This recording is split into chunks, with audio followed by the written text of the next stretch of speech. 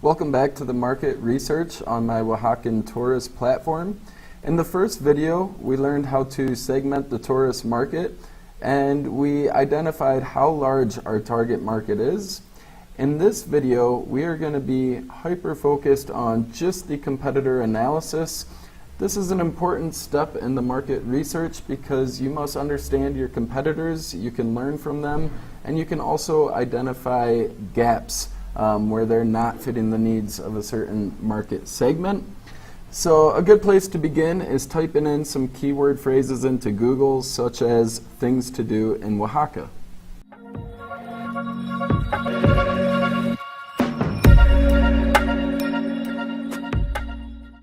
Now, when I type in those phrases, I'm paying attention to who's at the top of Google because they're probably going to be some of my biggest competitors. You have TripAdvisor, which really focuses on hotels and restaurants, but they're also starting to get into like things to do.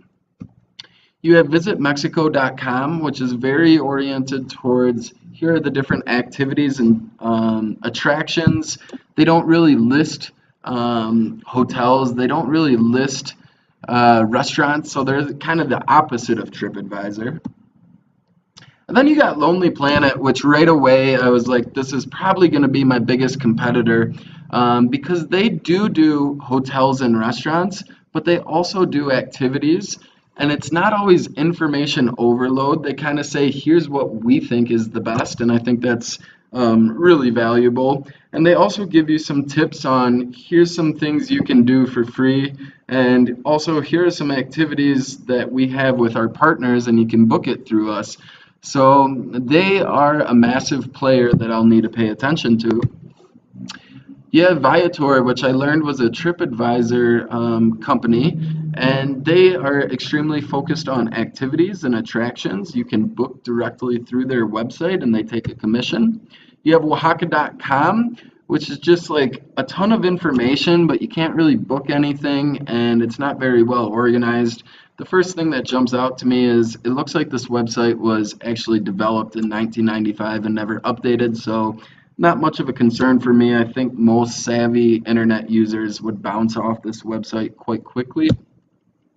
GetYourGuide.com, that's kind of like a competitor to Viator, but as you can see here, they have a range of activities from shuttle services to dinners to different tours that you can do, and you can book directly through their website, so it's very user-friendly and service-oriented. Again, not a lot of focus on finding the best hotel or the best restaurant necessarily. Here's another website, not very user-friendly. It looks like they're kind of a one-stop shop. You have hotels, you have activities, you have tourist attractions. Oaxaca Notes, again, this is more information-oriented. It's kind of like a bunch of blogs compiled together. They don't actually offer any booking services, and it's a bit of information overload for me. And then here's a really new, interesting, up-and-coming solution. It's not so popular yet, but it's definitely, a force to be reckoned with in the future. So you always want to note those type of players. And basically, this is a software that integrates to TripAdvisor and Google, and it plans your entire itinerary for you based on a few of your inputs. Now, they are missing the restaurant feature entirely. They don't recommend which restaurants to go, but they do recommend free activities and paid activities, and they do it in a really user-friendly way that brings a lot of value to the customer. AlittleAdrift.com is kind of like a series of blogs. And so that kind of completes my main competitor analysis. After that, I really just saw blog after blog after blog, and they were ranked pretty low in Google. So now what I wanted to do is determine of those players, which ones are my direct competition, my indirect competition, and kind of a hybrid between the two. And I think without a doubt, Lonely Planet is the biggest concern I have about starting a travel platform because it's really well known, it's ranked at the top of Google, and it's a bit of a one-stop shop. They do hotels, restaurants, they do activities. It's not information overload. They kind of have a blog element to it, but also they list tons of hotels. So they are just a very diversified player that's doing it all, and they do it quite well. VisitMexico.com, again, they're ranked very high on Google. They have information about attractions and also little information just about the city themselves. And they have tons of tours and activities you can do. So those are the two main players that are very direct competition for this idea. And then the other player, even though they're not direct competition, there's such a massive player in this space is TripAdvisor. So a lot of what I think might be my target customers are always going to use TripAdvisor instead of my solution or in addition to my solution. So I want to pay attention to them. And the indirect competition, even though it's indirect, you always need to pay attention to indirect just as much. You have local travel agents on the ground here. You have online travel agents that will email and get on the phone with you. You have unlimited number of blogs, and blogs are free. People can go to Airbnb to find out the best places to stay.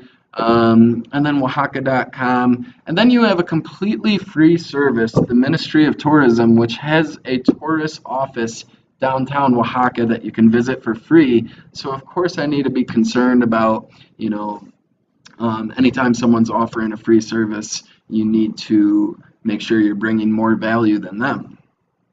So that's kind of overview of the different competition. And from there, I can define what dimensions kind of stood out to me that might be useful when considering my methods of differentiation.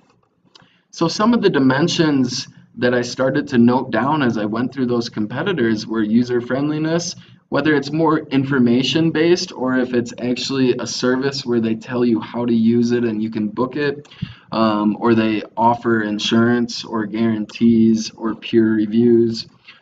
The price of activities that they're targeting, are they free or are they expensive? Time to consume the information. Blogs, you have tons of blogs you need to go to and you need to do a lot of reading. The number of options they're offering, are they giving you every option within a category, or are they saying, hey, these are the best options, don't worry about the other ones? Are they offering any cool deals or discounts, kind of like a Groupon model? Are they focused on casual activities like here's a museum you can go to, here is a walking tour? Are they focused on activities that are very intensive, time consuming, you have to travel to them, and they cost money? And lastly, is it a one-stop shop? Do they kind of give you information about restaurants, lodging, transportation, everything? Or do they hyper focus on one segment of what a tourist needs in order to go about their trip? Now later on I would populate the column for myself, but at the time I made this matrix, this column was not here. So after I completed this matrix, I thought, okay, where are the areas I can focus on that kind of lend themselves to an opportunity to differentiate myself? Number of options. I thought this is one place I can differentiate myself because a lot of the major players offer tons of options and it's kind of information overload. None of them really seem to offer deals and discounts and hey, if you come into our restaurant, we'll give you a round of mezcal. And none of them really effectively used a one-stop shop. At least the ones that were a one-stop shop were information overload, or they didn't really have select number of options. So these were the three dimensions that I wanted to see how could I kind of mold a product that would differentiate myself from the other competitors in terms of these dimensions. So that concludes our competitor analysis. Just to review quickly what we did, we looked at each competitor individually and gathered our notes on them. And then we categorized these competitors into direct, indirect, and hybrid competition. And then we created this matrix where we identified key dimensions and identified which dimensions we think we could differentiate ourselves on. Next, in market research part 3, we're going to go back to our market segmentation and identify exactly what our target segment is. And then for that target segment, we are going to identify exactly how we're going to position ourselves and how we're going to shape our value proposition.